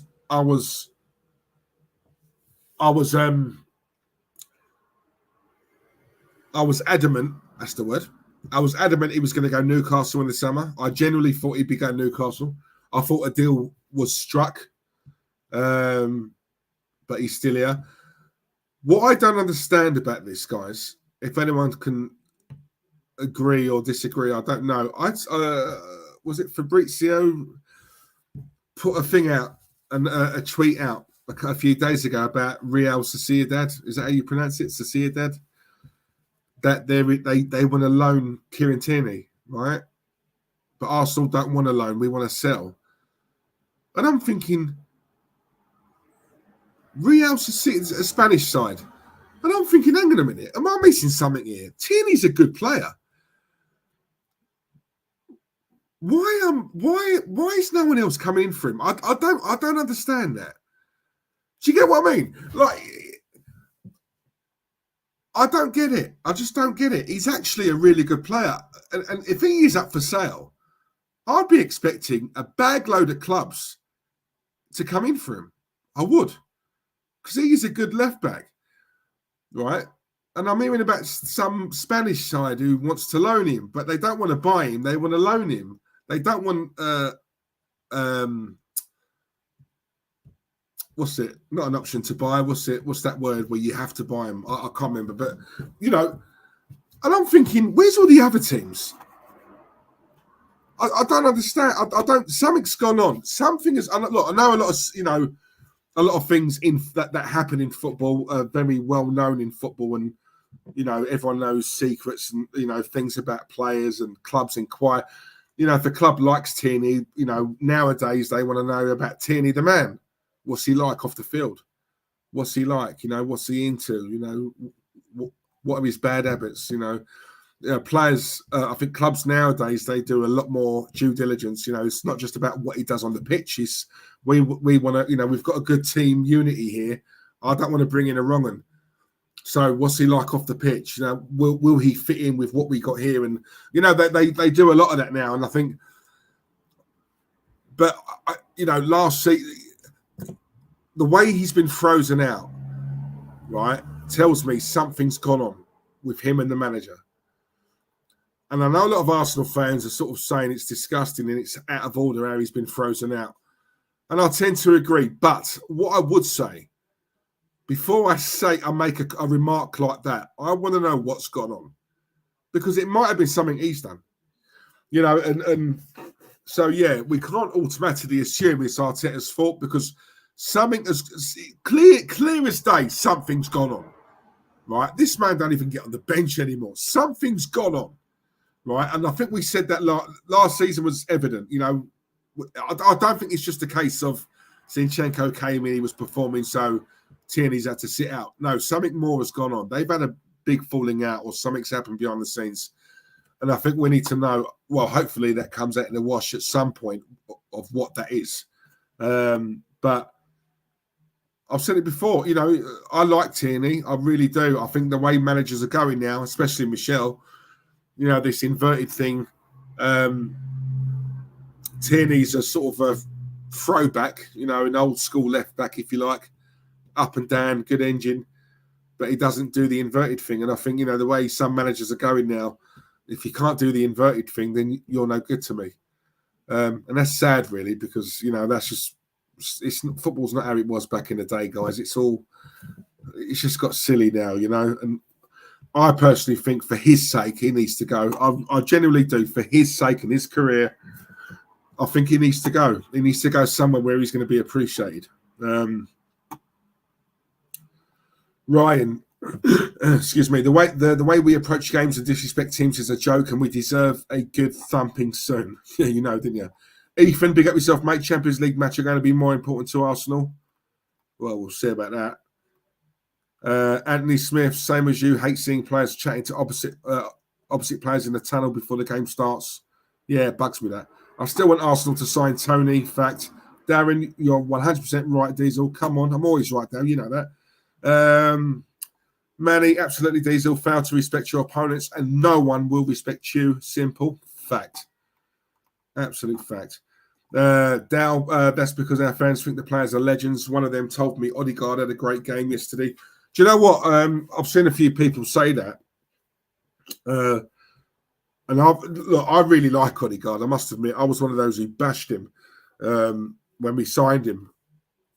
And I've seen him a couple of times live, and I do like. I can't lie. He has grown on me, Odegaard. He has grown on me. I think I love he does. Do you know what? One thing I do notice about Odegaard, he does a lot of work off the ball, right? And I'm one of them. I'm a Mourinho man. Mourinho always said it. It's not what they do on the ball; it's what they do off the ball. And I think when you look at again, and I keep referencing Man City because for me, if you want to beat, if you want to be the best, you have to beat the best, and you've got to look at the best and see what they're doing. Off the ball, they just work so hard, and I think that's where Arsenal have got better, but we're still not there in terms of off the ball. Their work off the ball. So that's what I say. But Odegaard, he flits in and out of games. I think yesterday, I don't think he had a bad game. I like the way he dictates the tempo. He does that sometimes, but he does a lot of work off the ball. But I think when you're playing against a team like that who just have parked the bus, especially in the first half, he's trying to find those little through balls and he struggles with it a little bit. But Arsenal have a tendency, they keep going backwards. Saka was doing this. I know he scored a great goal, don't get me wrong. But I want to see Saka taking on his man more. As soon as he gets the ball, he just goes back all the time. You've got the pace, you're quick, Saka. You've got the feet, you've got the quick feet. Take your man on. Do it more. Randy Viper as well. I've just seen a super chat I've got. Big up yourself, my guy, my cuz. Here he is. My cuz, my mate, my Saka is overrated. Brother, tripod. Come on now. Randy is one of very few Arsenal fans who actually says that Bukayo Saka is very overrated. I do like Saka, I can't lie. But all this nonsense about Saka's world class, I'm not having that at all. I'm sorry. No. That was one of the things I fell out with two of my friends about. Well, my ex-friends. We had a falling out because they were shocked and they couldn't believe that I had the audacity to turn around to him and say, Saka is not world class. Firstly, how can you be world class when you've never played in the Champions League? That's firstly, right? We'll see how world class he is this season. Yeah. Secondly, because I say a player's not world class, what they hear is, oh my God, Diesel thinks he's rubbish. I didn't say that. Whoa, hold your horses. Didn't say that, right? I think in time, if he carries on with this trajectory, then in time, he's going to be world class. I love Saka. Don't get me wrong, I do. But he's not world class yet. Not to say he can't ever be, but he's not yet. Right? Because he has a couple of, good seasons, score some good goals. You can't automatically put that tag on him as world class. Do you know what world class is? I want someone to define world class to me. Yeah? I'm sorry, he's not yet. He's not. In fact, no one in that side is. We don't have one world class player in that side. With all that money spent, not one world class player. Forget the first 11. We haven't got one world class player in that squad. The squad. All that money spent to blood clots. But Randy Viper, I love you, bruv, and thank you very much, mate. See, the bills have to be paid. This costs, Streamyard and streaming and all that. It does cost money. So yeah, listen, all donations greatly appreciated. Let's just put it that way. Thank you very much. Christ, I'm so far behind on the comments. Hang on.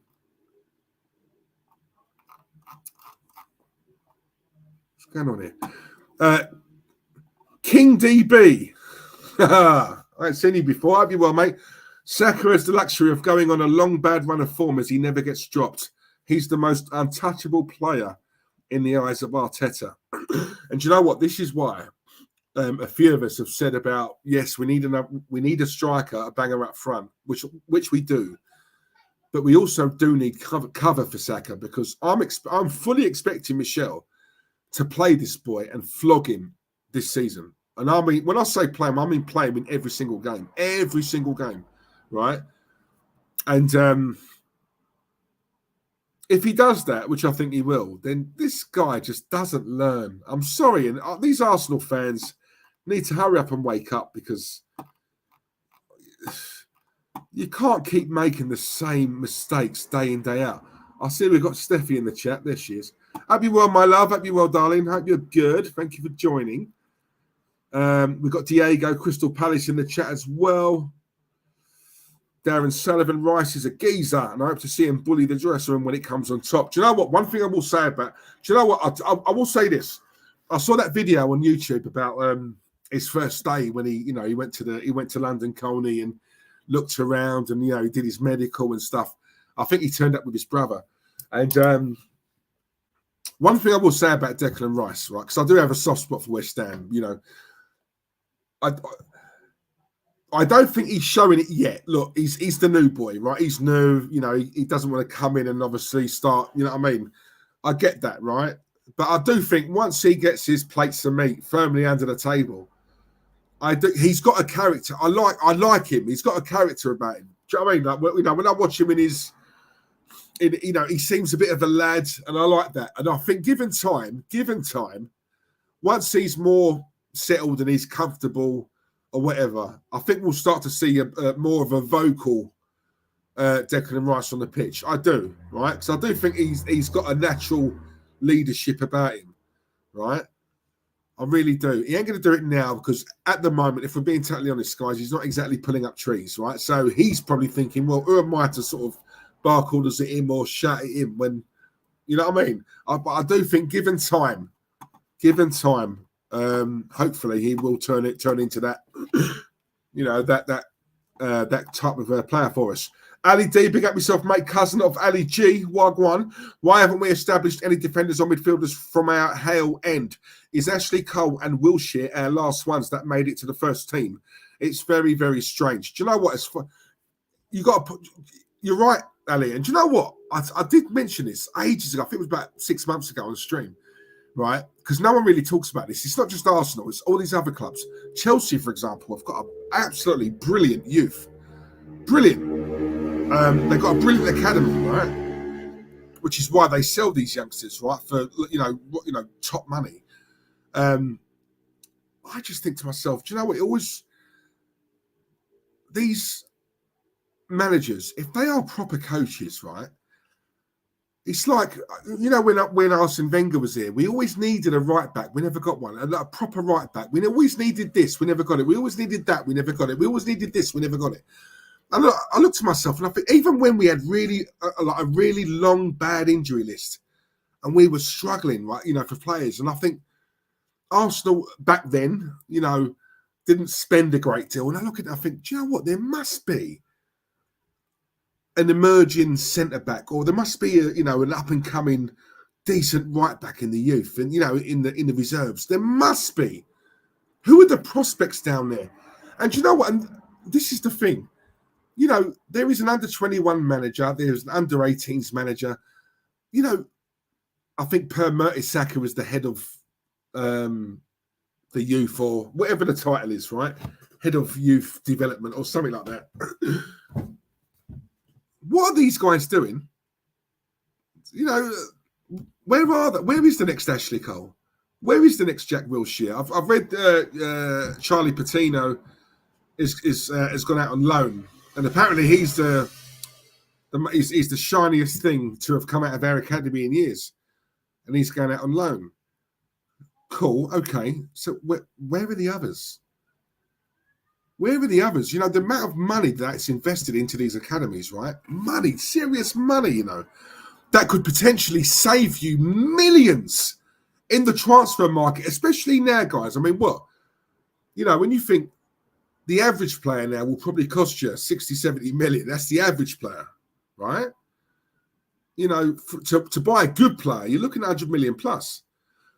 With the transfers, with the money side going so mad and so overinflated, and we've always got to worry about that British tax. Why aren't more and more clubs looking more towards their academies and thinking, do you know what?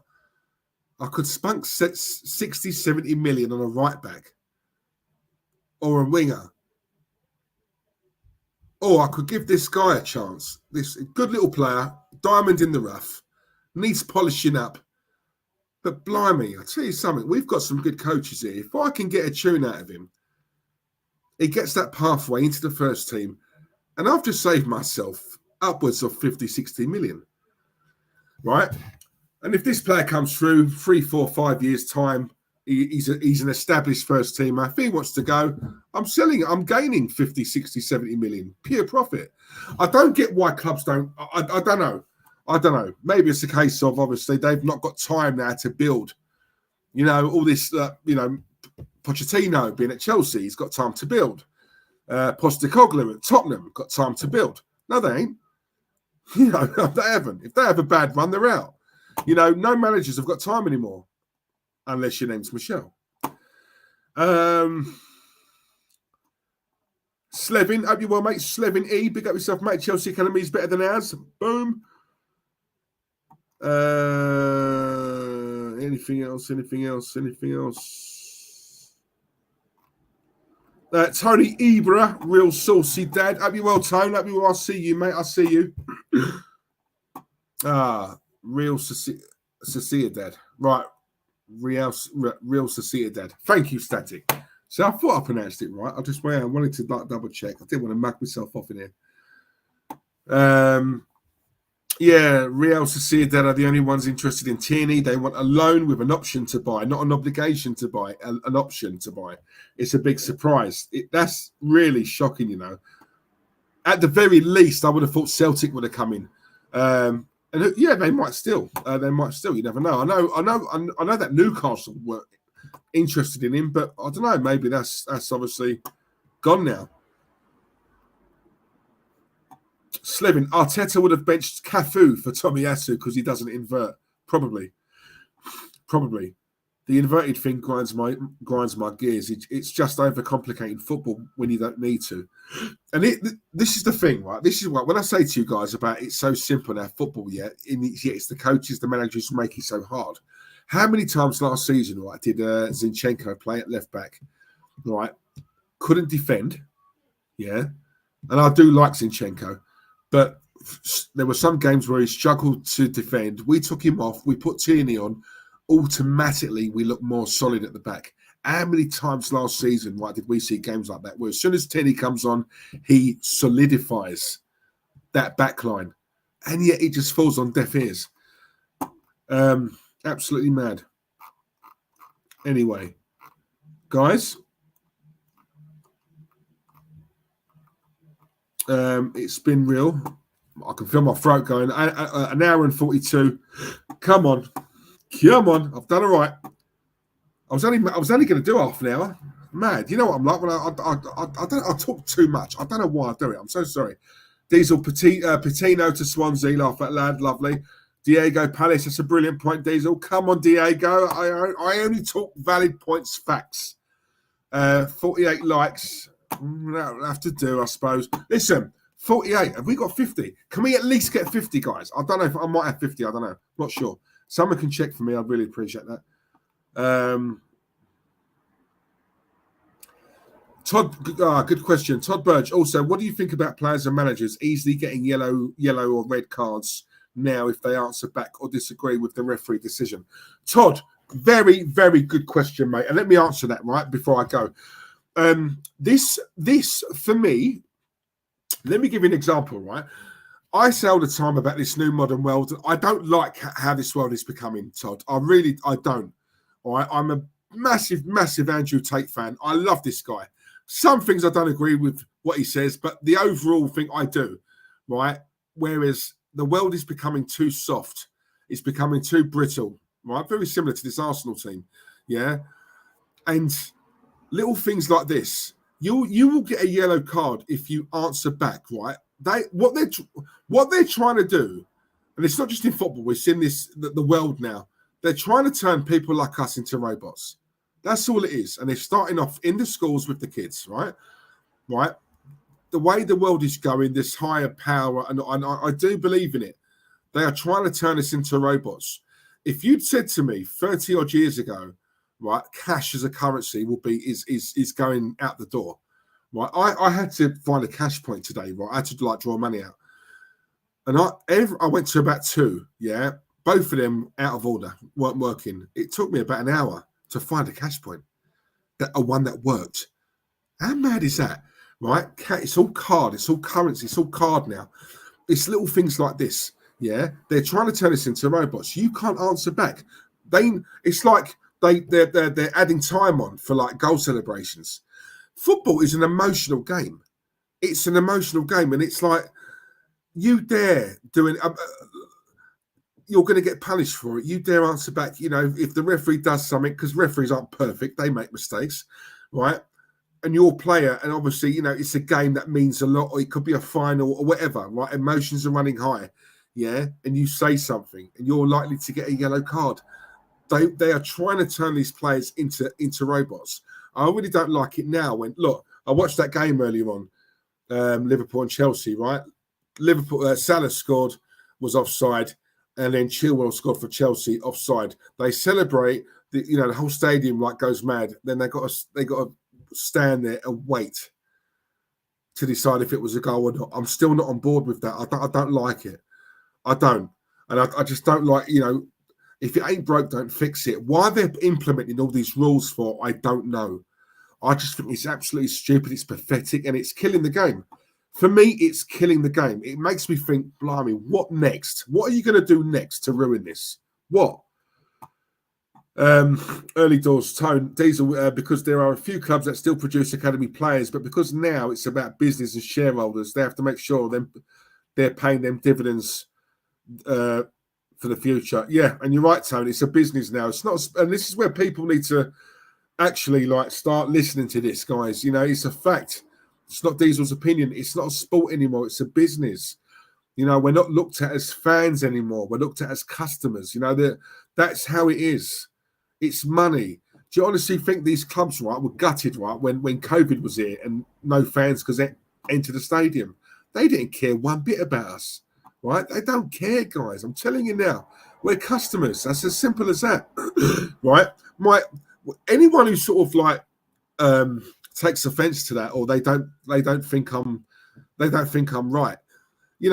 I say this all the time. Like we're in a cost of living crisis at the moment, right? Everyone's finding it tough. Everything's going up. I went Tesco's just to get some basic essentials. It was like 25 quid. I got about 3 or 4 things. They're basics, right? It was about 20, 25 quid. It's an absolute joke, yeah. And yet these clubs knowing that, right? And let's be honest, they earn millions. Why do you think these clubs go? They all America or the Southeast, Southeast Asia, in pre-season. It's all money, and then they come back and then they moan that they're tired. It's like what? It's all money, guys.